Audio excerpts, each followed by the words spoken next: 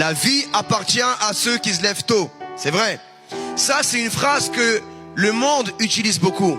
Mais vous savez, dans la Bible, les plus grands hommes de Dieu, les plus grands serviteurs de Dieu, les plus grandes servantes de Dieu, ils se levaient tôt le matin. Vous savez, le Seigneur Jésus, c'est le meilleur exemple de quelqu'un qui se levait tôt le matin. Ça a été la seule personne parfaite dans l'histoire de l'humanité. Il n'y a eu aucun homme qui n'a jamais péché en dehors de Jésus. Il n'y a que le Seigneur Jésus, le Messie, qui a jamais péché. Et vous savez ce qui a donné la force à Jésus de jamais pécher, mis à part qu'il était 100% Dieu et 100% homme, c'est sa vie de prière. Il n'a pas baissé la garde. Malgré qu'il était Dieu venu sur terre, la plénitude de Dieu venu sur terre en tant que Messie, il a toujours prié le matin avant de commencer sa journée. Il se levait tôt, plus tôt que ses disciples, et il allait prier. Qu'est-ce qui donnait la force à Jésus de faire le ministère? Qu'est-ce qui donnait la force à Jésus de chasser les démons? L'onction, la présence de Dieu, c'est la prière. Et vous savez, quand tu vas commencer à prier, tu vas arrêter de pécher. Mais quand tu arrêtes de prier, tu commences à pécher. Amen. Ça, c'est la vérité. Quelqu'un qui arrête de prier commence à pécher. Mais quelqu'un qui commence à prier arrête de pécher. Pourquoi? Parce que quelque chose va se passer en toi.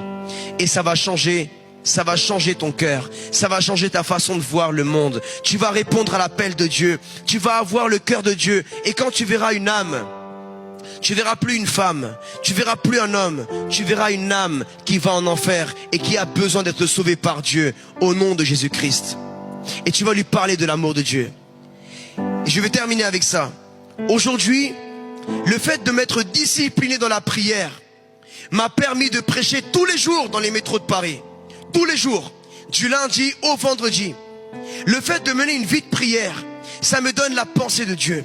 Donc quand quelqu'un va te parler mal, quand quelqu'un va te traiter même ta mère, parce que moi-même quand je prêche l'évangile des gens, ils m'en traitent ma mère. Et qu'est-ce qui me donne la force de ne pas me battre? Qu'est-ce qui me donne la force de ne pas répondre? Qu'est-ce qui me donne la force de me taire? Ma vie de prière. Parce que dans la prière, dans la présence de Dieu, tu vas mourir à ton ego. Tu vas renoncer à toi. Et c'est Dieu, l'Esprit de Dieu, qui va vivre en toi. Et plus tu passeras du temps avec Dieu, dans la prière, plus Dieu va vivre en toi. Alléluia. Quand la Bible parle de autel, A-U-T-E-L, c'est un endroit, un lieu où tu offrais les sacrifices pour tuer peut-être un animal et que le sang soit déversé pour offrir une offrande à Dieu. Ça, c'était un autel. Et vous savez, aujourd'hui, on n'a plus besoin de tuer des animaux pour plaire à Dieu. Aujourd'hui, le Seigneur Jésus a donné sa vie à la croix. Il a porté nos péchés. Son sang a coulé pour que toi, tu n'aies pas à payer pour tes péchés en enfer. Mais pour que, aujourd'hui, si tu demandes pardon à Dieu, tu puisses recevoir le pardon de tes péchés. Sans rien faire, simplement à travers la repentance. Et en confessant que Jésus est le Seigneur, le Messie, à la gloire de Dieu. Alors, quand tu te lèves tôt le matin, à 5 heures, à 6 heures du matin, et tu commences à aller dans le lieu, dans ta chambre, ou dans un endroit où tu peux être tranquille chez toi, et tu commences à louer Dieu, tu commences à l'adorer, ça s'appelle un autel. Commence à avoir un lieu, un autel chez toi, où tu te lèves tôt le matin. Tu me diras, oui mais pasteur, moi je peux pas, j'ai une grande famille nombreuse. Moi je viens d'une famille où on est 5. Nous on est 5. Ça veut dire que même moi c'était chaud pour prier quand j'ai donné ma vie au Seigneur, parce que j'ai 3 frères, j'ai 2 frères et j'ai 2 sœurs, j'ai ma mère, et je pouvais pas prier dans la chambre de mes frères parce qu'il y avait mes frères qui ronflaient, il y avait mes sœurs, elles aussi étaient là-bas, dans ma chambre, dans une autre chambre il y avait ma mère. Je pouvais prier parfois que dans la cuisine. Même si c'est la cuisine, va prier dans la cuisine. Même si c'est que dans le couloir, prie dans le couloir. L'endroit n'est pas important.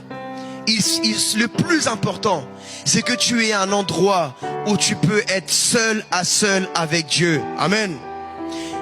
Prends un endroit chez toi où tous les jours tu vas aller au rendez-vous avec Dieu. Tous les jours tu vas dire, Seigneur, là ça va être mon rendez-vous avec toi tous les jours à 5 heures du matin.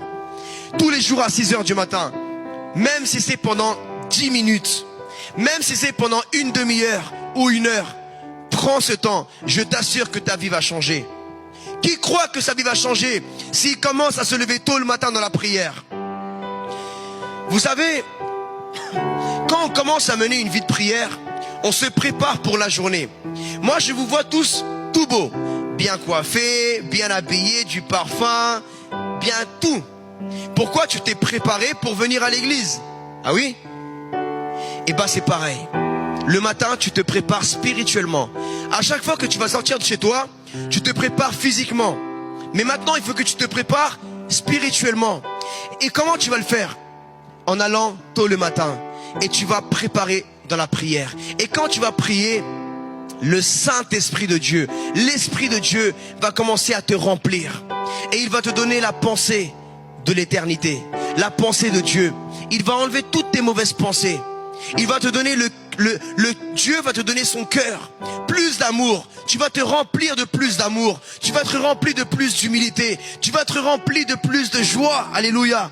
Même si tu vis des choses très difficiles dans ta vie, peut-être une maladie, peut-être des choses difficiles dans l'amour, peut-être que tu vis des choses difficiles financièrement, mais quand tu vas chercher la présence de Dieu et tu vas louer le Seigneur le matin, il va te remplir de la joie. Et la Bible dira, la joie de l'Éternel, c'est ma force. Amen.